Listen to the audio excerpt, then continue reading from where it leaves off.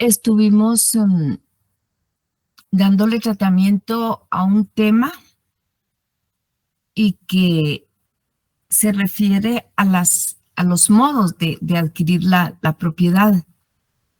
Fundamentalmente, los romanos establecieron dos modos de adquirir la propiedad. Un modo que se le denominó originario y otro modo que se le llamó derivativo. En el originario no existe la transmisión de la propiedad de un antiguo titular porque no existe.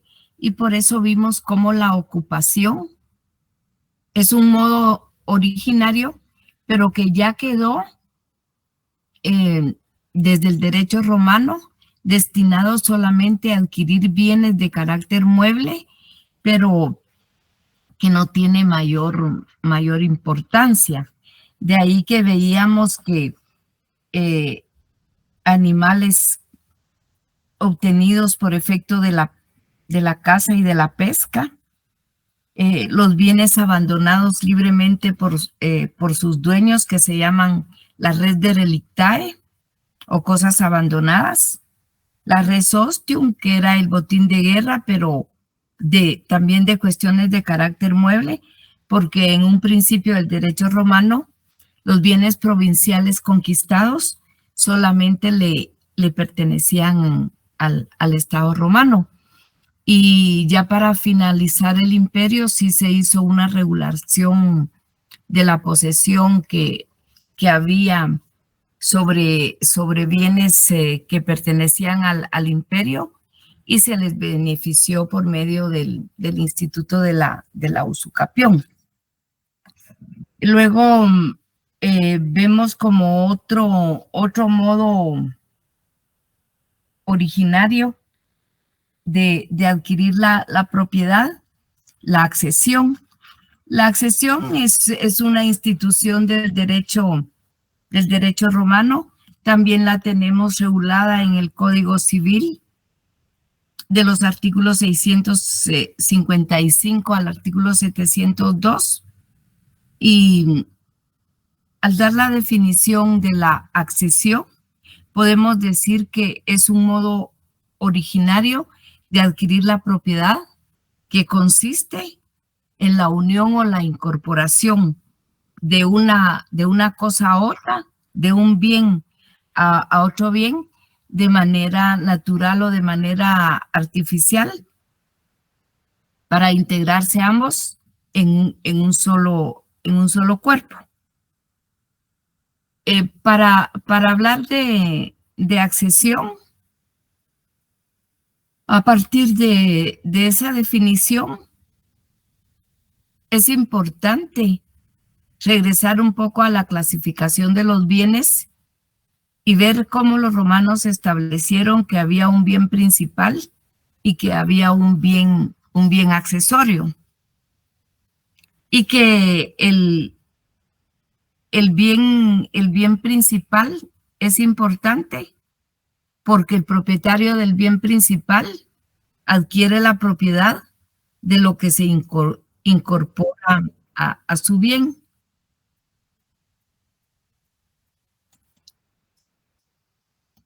En este sentido,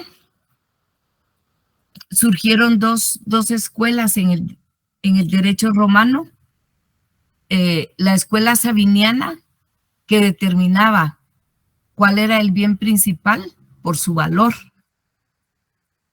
Y de hecho, el Código Civil actual, diríamos que en algunos casos establece que es el valor lo que le da su carácter de bien principal a una cosa. Sin embargo, los romanos tenían también otra escuela, que era la escuela proculeyana. Y cuando yo hablo de escuelas, estamos hablando de corrientes de pensamiento y no de un espacio físico donde se aprende.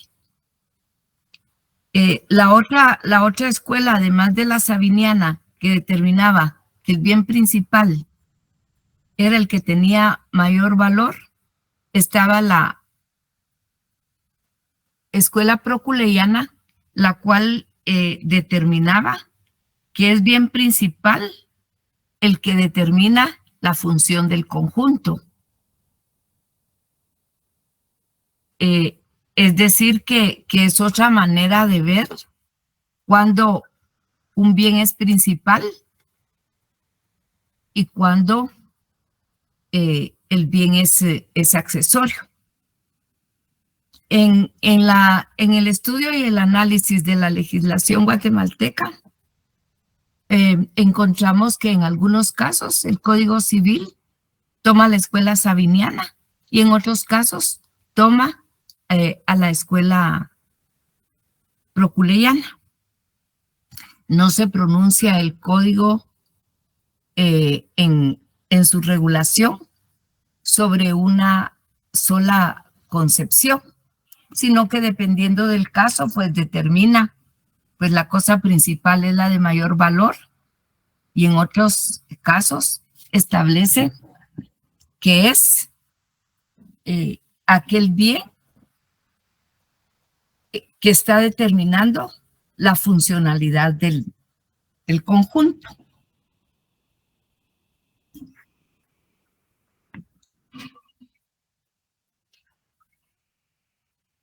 Si nosotros vamos a la escuela sabiniana, la que determina que un bien principal está determinado por su valor, yo les pregunto a ustedes,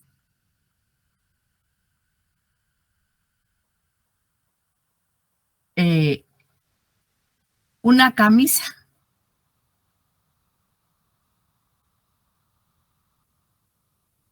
y unos botones de esa camisa, ¿cuál consideran ustedes que es el bien principal? ¿La camisa o los botones? La camisa. La camisa, diríamos. La camisa, licenciada. La camisa, diríamos que es el bien principal. Bueno, pero pongan ustedes el caso de que la camisa tiene unos botones de oro. Según la escuela sabiniana ahí, ¿cuál es el bien principal? ¿La camisa o los botones? Los botones, porque de oro. Los botones porque son de mayor valor. Ahí sería el bien principal por su valor. Pero según la escuela proculeyana, ¿seguiría siendo la camisa el bien principal?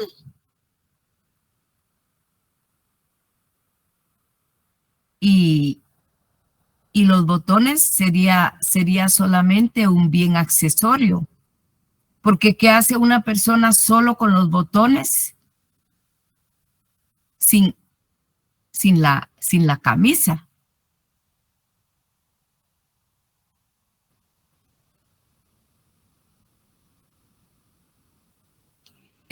Veamos entonces la relatividad de las dos teorías, la de la escuela sabiniana y de la escuela proculeyana. Luego, los romanos, al igual que en nuestro derecho, establecieron que habían diferentes clases de accesión. Ya sabemos que si la definición dice que por medio de la accesión se adquiere la propiedad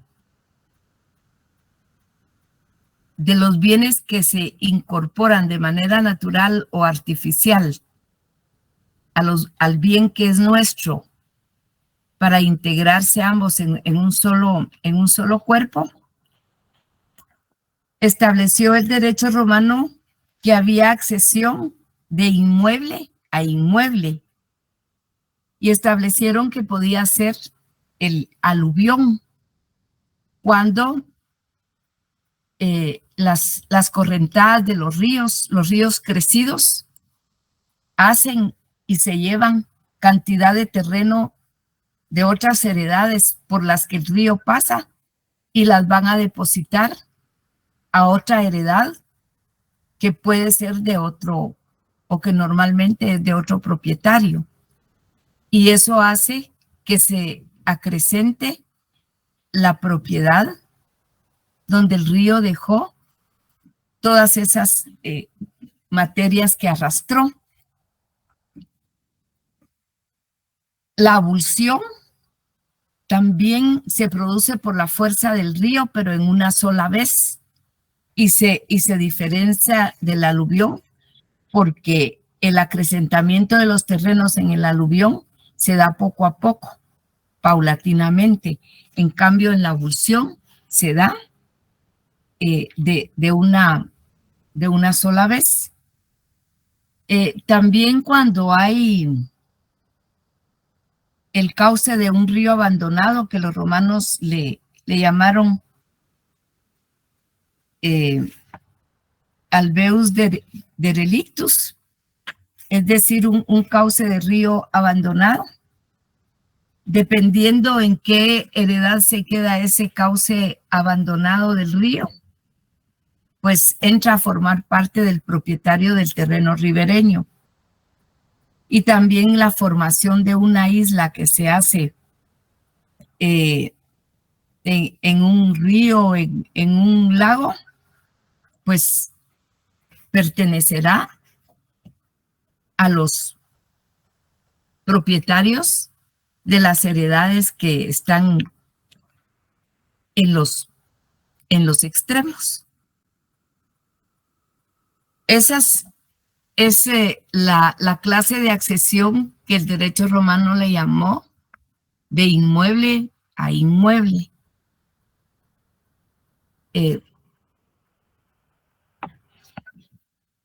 El Código Civil Nacional también contiene la accesión de inmueble a inmueble y regula las mismas figuras.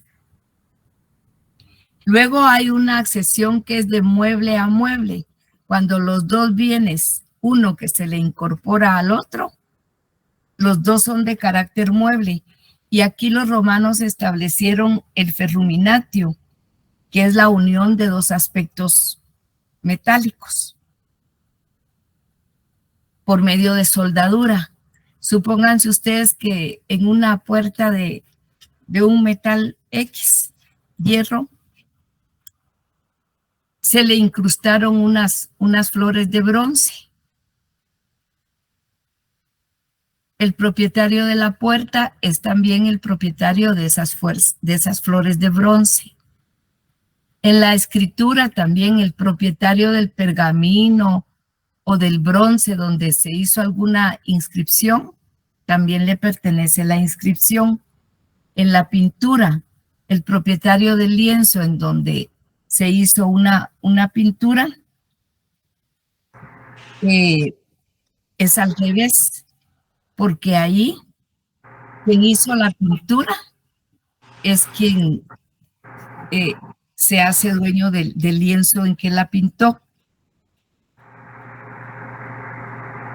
También está la especificación, que consiste en la formación de una obra de nueva especie, un nuevo objeto que va a tener una función diferente a la primitiva, utilizando materia ajena. Supónganse que una persona utiliza una cantidad de una cantera de mármol y de ahí fabrica una estatua.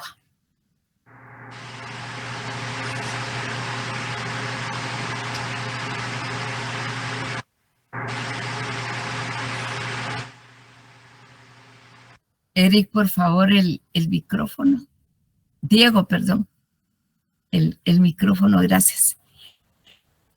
Y el problema aquí está en determinar quién va a ser el propietario de la nueva especie creada.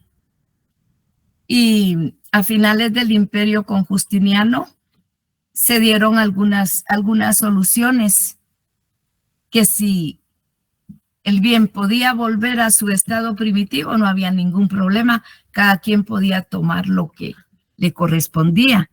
Pero si no se podía volver a su estado anterior, la propiedad le correspondía al especificador, es decir, la persona que había hecho la mezcla.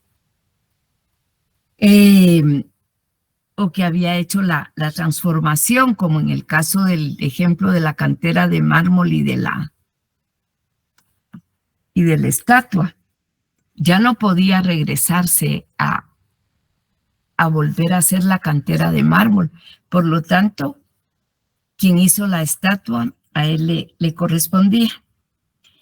Los romanos también establecieron que había confusión cuando se mezclaban dos materias líquidas y que había commistión cuando se mezclaban dos materias sólidas. Y el problema era en determinar a quién pertenecía la nueva especie.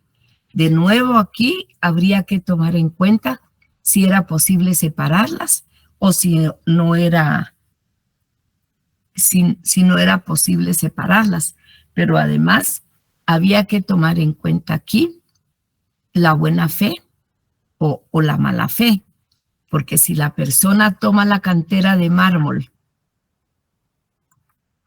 sin permiso de su propietario, pues es al propietario de la cantera de mármol y a quien le corresponde el mármol y lo que se fabricó con el mármol. Luego también está la accesión de mueble a inmueble.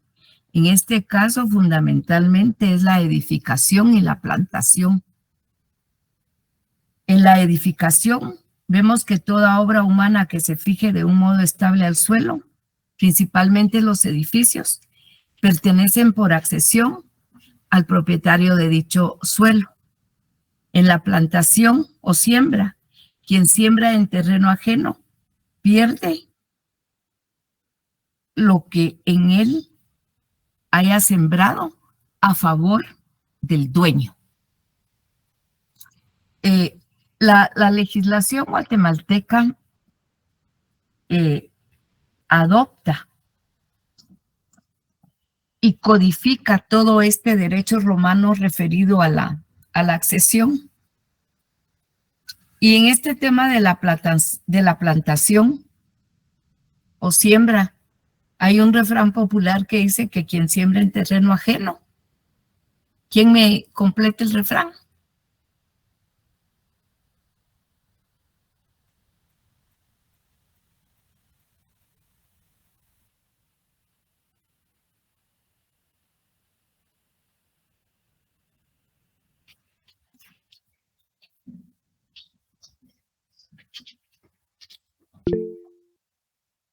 Por favor, Julio César.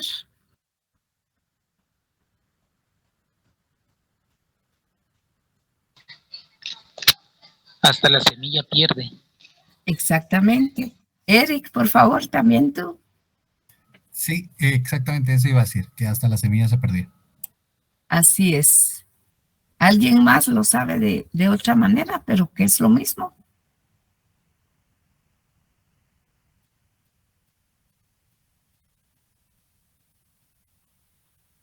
Y vean ustedes que este refrán popular tiene su base en el derecho romano, porque en la accesión de mueble a inmueble establece que quien siembra en terreno ajeno pierde lo que en él haya sembrado a favor del dueño del predio.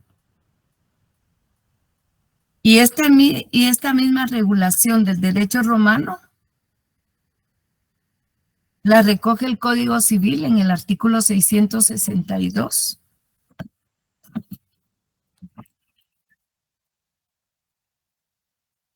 El que de mala fe edifica, planta o siembra en terreno ajeno, pierde lo edificado, plantado o sembrado, sin que tenga derecho a reclamar indemnización alguna del dueño, ni de retener el dueño del suelo, ni de retener la cosa. ¿Ven ustedes? Pues que tiene fundamento en el derecho romano y que está recogido en la regulación del Código Civil nuestro. Luego también hay una accesión y que se refiere a la adquisición de los frutos naturales, porque los frutos que produce el bien de nuestra propiedad también nos pertenecen y los podemos adquirir por simple separación. Si tenemos una plantación de manzanos y produce manzanas, pues obviamente esas manzanas en el momento de la cosecha le pertenecen al propietario de ese terreno, de esa finca o de esa parcela. Y si una persona es dueña de las vacas, pues por accesión dominical le pertenece también los terneros que van a procrear esas vacas.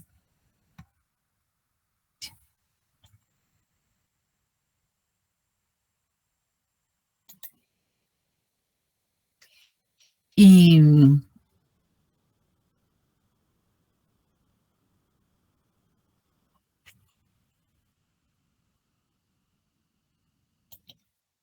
luego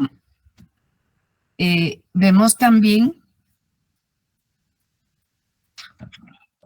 que aparte de la accesión y de la ocupación, existen los modos derivativos de adquirir la propiedad.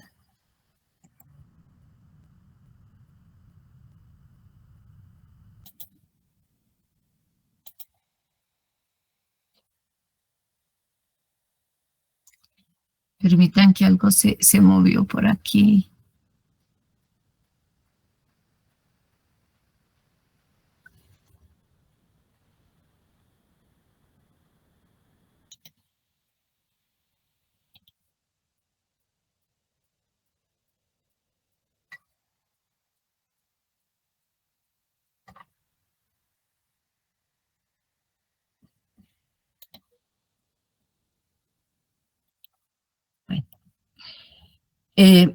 Veamos pues que existen los modos derivativos. Y en los modos derivativos sí hay un anterior propietario.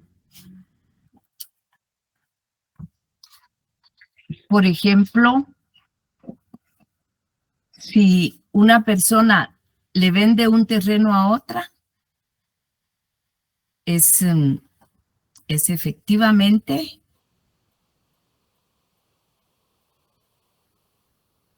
un modo de adquirir la propiedad derivativa. También cuando los bienes son dejados e instituidos por medio de la herencia o los legados, es una manera también derivativa. Las relaciones contractuales por las que se transmite la propiedad son maneras derivativas. Los romanos tuvieron varias maneras establecidas de adquirir la propiedad y funcionó la emancipatio como un modo solemne de transmitir el dominio con ciertas formalidades desde la época arcaica en el derecho quiritario y requería de la existencia de testigos. Aunque la emancipatio no la tenemos regulada hoy como tal, sí que cuando se transmite un bien de carácter inmueble o un bien mueble que tiene alguna importancia económica, siempre se hace con algún tipo de formalidades, como escritura pública, por ejemplo. Luego, los romanos también tuvieron injure cessio, que consistía en un traspaso de la propiedad efectuada ante el magistrado, pero ahí se simulaba un litigio en el cual las partes ya se habían puesto de acuerdo y en la cual una de las partes iba a ser perdedora mientras que la otra iba a ser ganadora. Y a la persona que iba a ser la ganadora se le adjudicaban los bienes. Esta fue una solución del derecho pretoriano, del derecho pretorio, mejor dicho, y producción del derecho y de las leyes interdictales para proteger a aquellas personas que no eran ciudadanos romanos y que por lo tanto no tenían el jus commerci, que era el derecho al comercio. Luego tenemos otro instituto muy importante, que es la usucapión. La usucapión podemos definirla como la adquisición del dominio por la posesión continuada por el transcurso del tiempo en el plazo y condiciones establecidas en la ley. También recibe el nombre de prescripción adquisitiva. Sin embargo, hay autores que no sitúan a la usucapio como una manera derivada de adquirir la propiedad. Y yo estoy de acuerdo con ello, porque algunas veces sí reviste una manera derivada, pero en otras veces parece una forma de adquirir la propiedad de manera originaria. En todo caso, la usucapión o usucapio, usucapión en español, es una forma de adquirir la propiedad por el transcurso del tiempo, pero que está sometida a una cantidad de requisitos. Y en el derecho romano solamente era aplicable a la posesión civil o llamada también posesión dominical o quiritaria, y para aquellas personas que tenían la ciudadanía romana, es decir, el status civitatis. Se necesitaba también que recayera sobre bienes de carácter mueble o de carácter inmueble, como es en la regulación legal actual. Se necesitaba, además del justo título, que es la causa que sirve de fundamento a la posesión. El justo título no necesariamente es un documento, porque son las causas, el hecho mismo de la posesión, que va justificando esta institución. También es necesario la existencia de la buena fe del poseedor.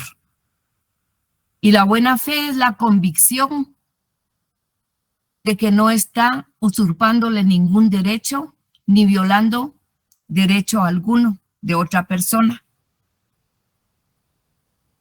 Se necesita de un tiempo determinado en la misma ley, que varió muchísimo en las diferentes etapas del derecho romano.